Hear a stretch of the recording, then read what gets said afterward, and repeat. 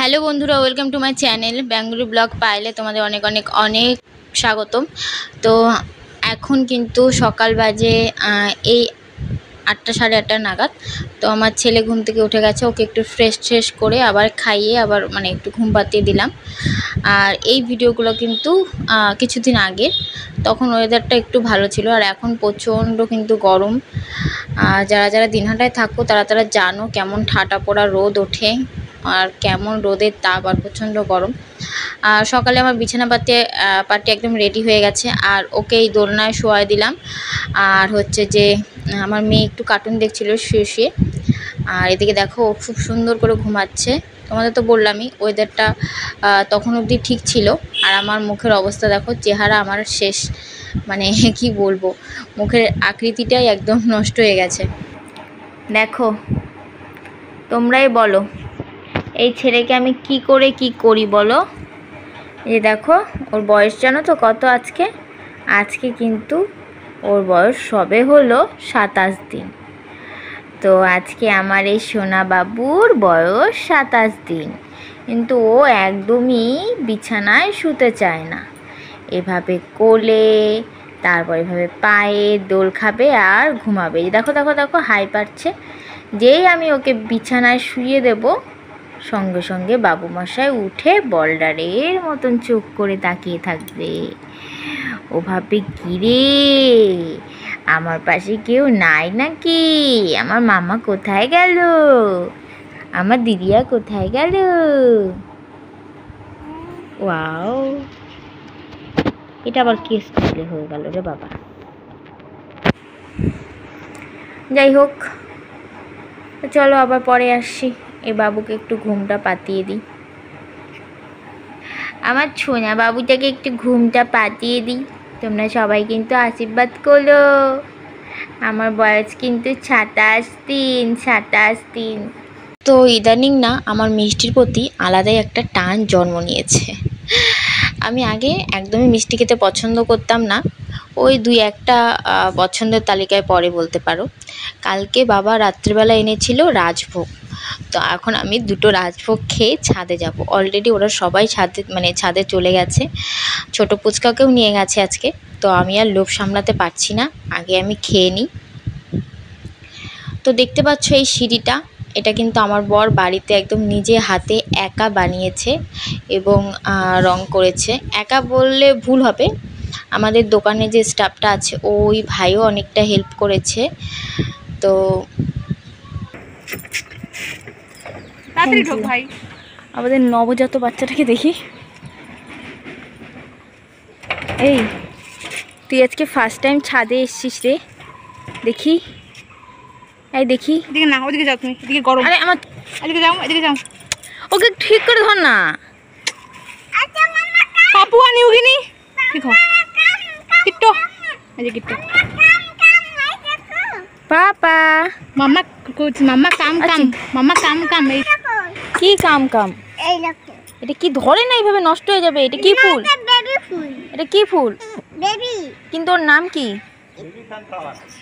Sunflower. আচ্ছা, ঠিক দেখ, বেবিটা বাদ দিছে, দিয়া সানফ্লাওয়ারটা বলছে। এতগুলো, এগুলো কি রে? বটবটি। অনেকগুলোই তো হয়েছে রে বটবটি। কেন ভাই, কেন ওকে জ্বালাচ্ছিস? এই আমাদের ছাদটা তো সবুজে সবুজ হয়ে গেছে, ভালোই লাগতেছে দেখতে। এতগুলো কার্টুন নিয়ে আসা হয়েছে, এগুলোতে গাছ কাটা হবে। এই ফুলটা সকালবেলাই ফোটে, তারপরে আর দেখা যায় না এদের। পাপা পাপা কই আসছিস আজকে? কি করো? কি করছো? ওটা কি? লঙ্কা গাছ। এইটা টমেটো গাছে ফুল হয়েছে রে। এই পুদিনা গাছ। টমেটো গাছে ফুল হয়েছে রে।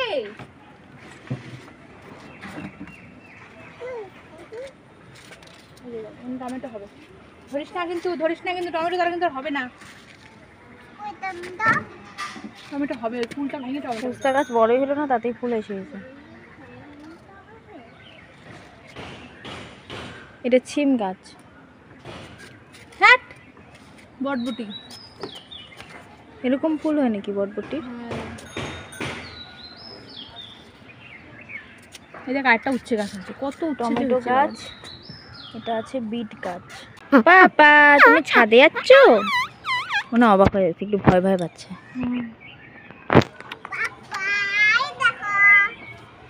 শাড়ি পরে আসলে ভালো হতো।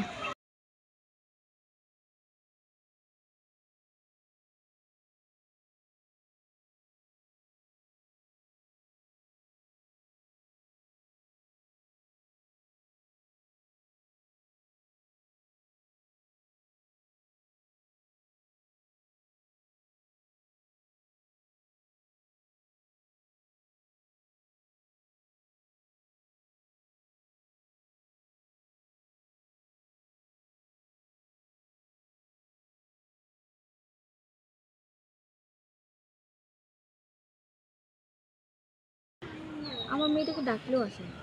আয় না।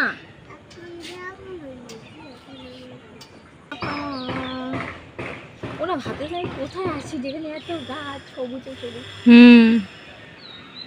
সন্ধ্যাবেলা ওরা গেছিল একটু ঘুরতে, তো আসার সময় আমাদের জন্য খাবার নিয়ে এসছে, আলুর পরোটা। তো এখন আমরা আলুর পরোটা খাবো, আর মেয়েও বলছে যে ও খাবে। ওরা অলরেডি মোমো খেয়ে এসছে, তো আমরা মোমো খাবো না জন্য আমাদের আলু পরোটা নিয়ে এসছে। এটা কিন্তু হেভি টেস্ট, আর মেয়েকে একবার দুবার খাওয়াই দিব। ও খুব একটা পছন্দ করে না, ওই একটু একটু আমাদের সঙ্গে খায় আর কি। তো একটু একটু খেয়ে খেয়ে অভ্যাস করছে।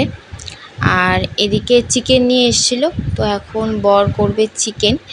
তো ওর হাতের চিকেনটা ও যেইভাবে রান্না করে আমাদের বাড়ির আমরা সবাই পছন্দ করি।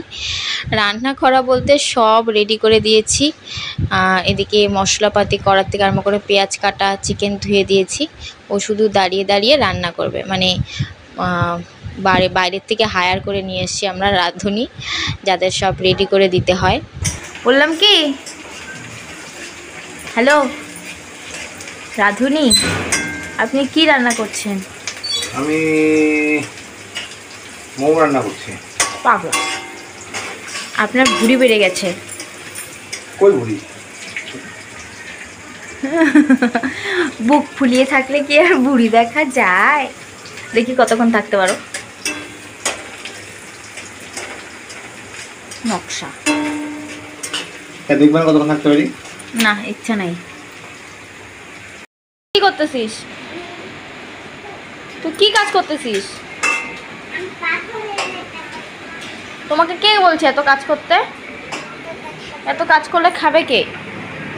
আর আমার ছেলে যে ঘুমাচ্ছে।